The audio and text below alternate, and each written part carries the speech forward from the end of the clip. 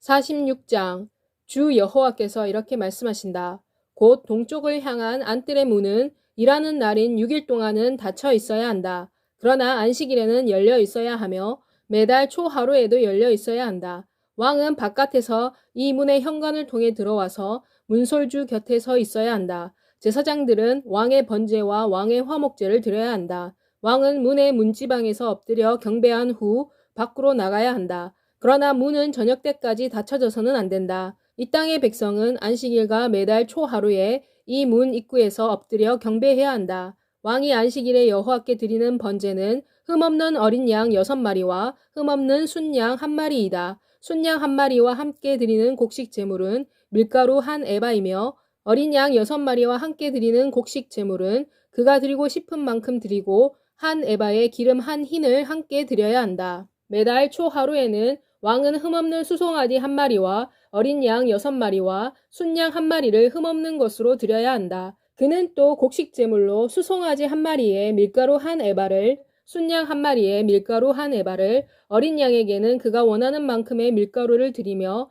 밀가루 1에바에는 기름 1흰을 함께 드려야 한다. 왕이 들어올 때는 이 문의 현관을 통해 들어오고 나갈 때도 같은 길로 나가야 한다. 그러나 이 땅의 백성이 정해진 절기에 여호와 앞에 나올 때는 곧 누구든지 경배하기 위해 북문으로 들어오는 자는 남문으로 나가야 하고 누구든지 남문으로 들어오는 자는 북문으로 나가야 한다. 그들은 그들이 들어온 문의 길로 되돌아가서는 안 된다. 백성이 들어올 때 왕도 그들과 함께 들어오고 백성이 나갈 때 왕도 함께 나가야 한다. 절기와 정해진 명절에 수송아지 1마리와 함께 드리는 곡식 제물은 밀가루 1에바이고 순양 1마리와 함께 드리는 곡식 제물도 밀가루 1에바이며 어린 순양들에 대하여는 그가 원하는 양의 밀가루와 밀가루 1에바에 기름 1흰을 함께 드려야 한다. 왕이 자원하여 번제를 드리거나 자원하여 화목제를 여호와께 드리려고 할 때 그를 위해 동쪽으로 향한 문을 열어주어야 한다. 그는 그가 안식일에 행하는 것 같이 번제나 화목제를 드려야 한다. 그리고 그는 밖으로 나간다.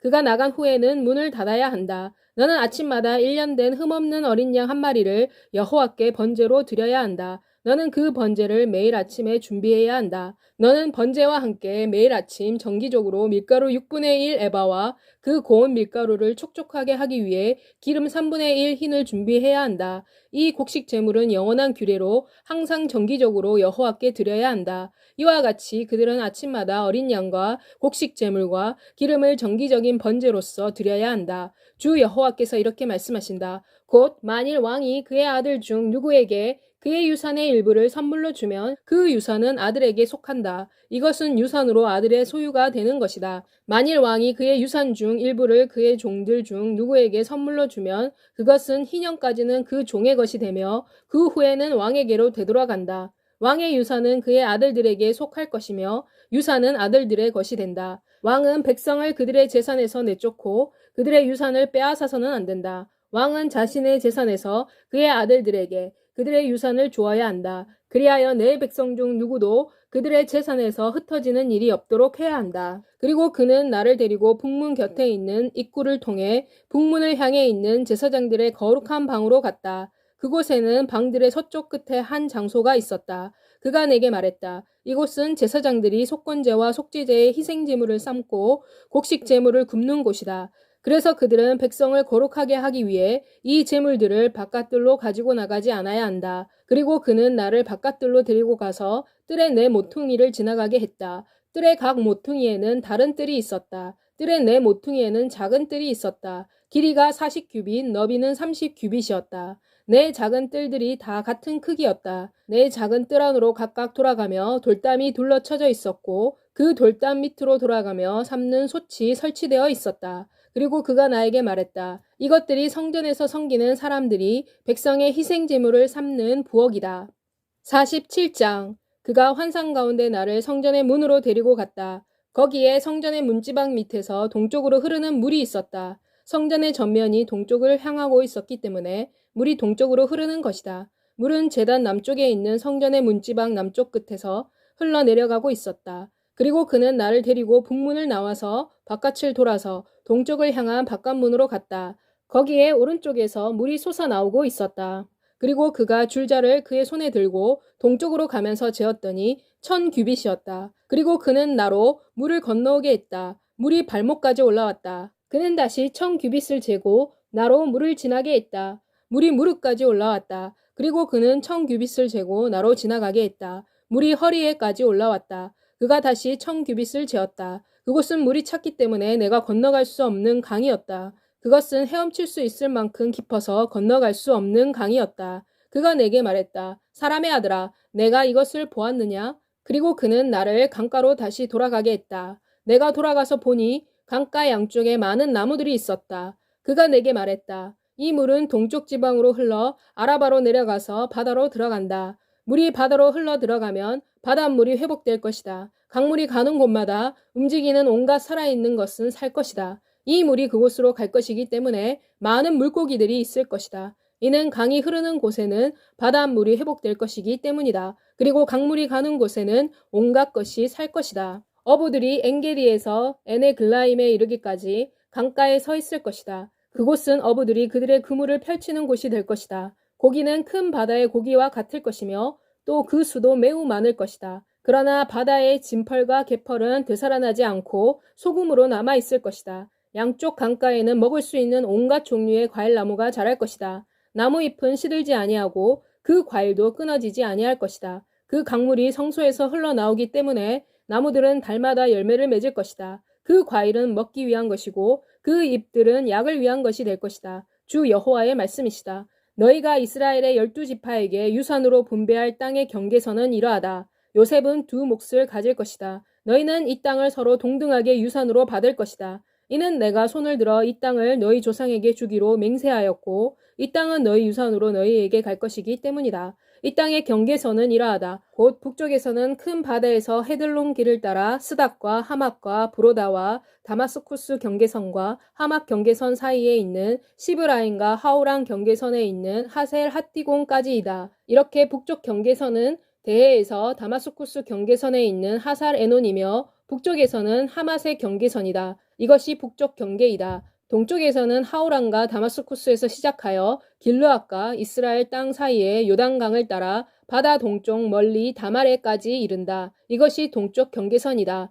남쪽은 다말에서 시작하여 멀리 무리봇 가데스샘을 지나 이집트 와디를 거쳐 큰 바다까지이다. 이것이 남쪽 경계선이다. 서쪽은 대가 경계선이며 하맛의 반대편까지 이른다. 이것이 서쪽 경계선이다. 이렇게 너희는 이스라엘 지파별로 너희 가운데서 이 땅을 나누어라. 너희는 이 땅을 너희 자신을 위한 유산으로 그리고 너희 가운데 사는 외국인과 너희 가운데서 자녀를 낳은 외국인의 유산으로 제비를 뽑아 나누어라. 그들은 너희에게는 이스라엘의 자녀들 가운데서 태어난 본토바기의 사람들이다. 그들은 이스라엘의 지파들 가운데서 너희와 함께 유산을 받아야 할 것이다. 그리고 그들이 어느 지파들 가운데 살든지 너희는 그곳에서 그들에게 유산을 주어야 한다.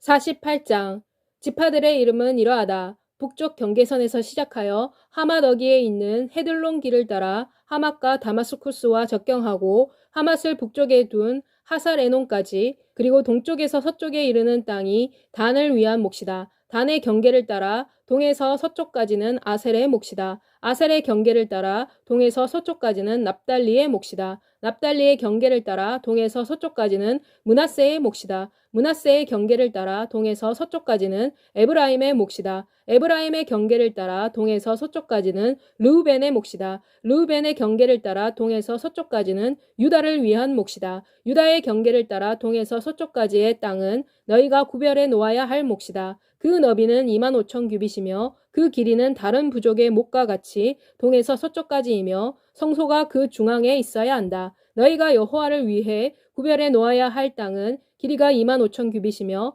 너비가 10,000규빗이다. 거룩한 땅의 분배는 이렇게 해야 한다. 곧 제사장들에게는 북쪽에서는 길이가 25,000규빗, 서쪽에서는 너비가 10,000규빗, 동쪽에서는 너비가 10,000규빗, 남쪽에서는 길이가 25,000규빗이다. 그 한가운데 여호와의 성소가 자리 잡도록 해야 한다. 이 땅은 사독의 자손들의 제사장을 위한 것이다. 그들은 거룩하게 구별되었으며 내가 맡긴 직책을 지키고 이스라엘 백성이 잘못된 길을 갔을 때 레위 사람들이 행한 것 같이 잘못된 길을 가지 아니했다.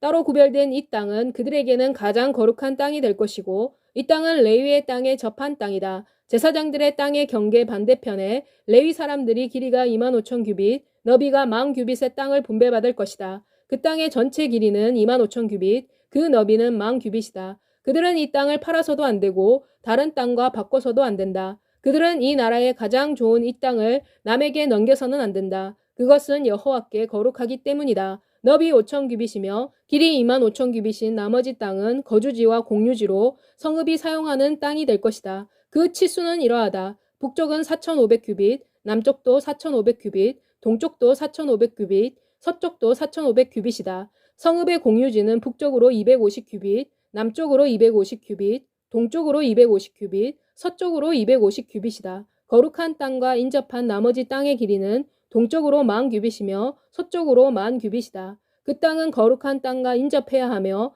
그 땅의 소산은 성읍에서 일하는 사람들의 먹을거리가 되어야 한다. 이스라엘의 모든 부족 출신인 이 성읍에서 일을 하는 사람들은 그 땅을 경작해야 한다. 전체 몫은 길이가 25,000규빗이고 너비도 25,000규빗으로 네모 반듯해야 한다. 너는 이 땅을 성읍의 소유와 함께 거룩하게 구별해야 한다. 거룩하게 구별한 땅과 성읍 소유의 땅 양쪽에 남은 땅은 왕에게 속한 것이다. 그것은 거룩하게 구별된 땅의 길이인 25,000규빗에 따라서 동쪽 경계선까지이며 서쪽도 25,000규빗의 길이에 따라 서쪽 경계까지이다. 그것은 부족의 몫인 땅과 평행을 이루며 왕에게 속한다. 성전의 성소가 있는 거룩한 땅은 왕의 땅의 가운데 있어야 한다. 레위 지파의 유산과 성읍의 소유지는 왕에 속한 땅의 한가운데 있어야 한다. 왕의 몫인 땅은 유다의 땅과 베냐민 땅 사이에 있다. 나머지 지파들은 동에서 서쪽까지는 베냐민을 위한 몫이다. 베냐민의 경계와 인접하여 동에서 서쪽까지는 시므온의 몫이다. 시므온의 경계와 인접하여 동에서 서쪽까지는 이사갈의 몫이다.